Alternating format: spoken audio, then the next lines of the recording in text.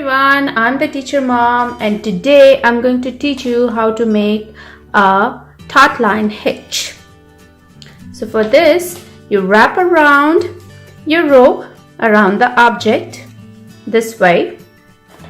This is going to be your working end and this is going to be your standing end.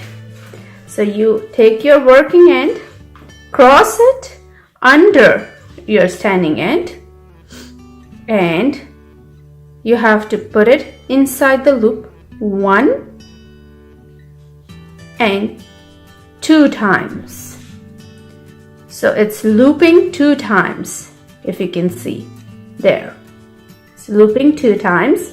You bring it out and parallel to your standing end, cross it over your standing end and pull it out of the outer loop this way.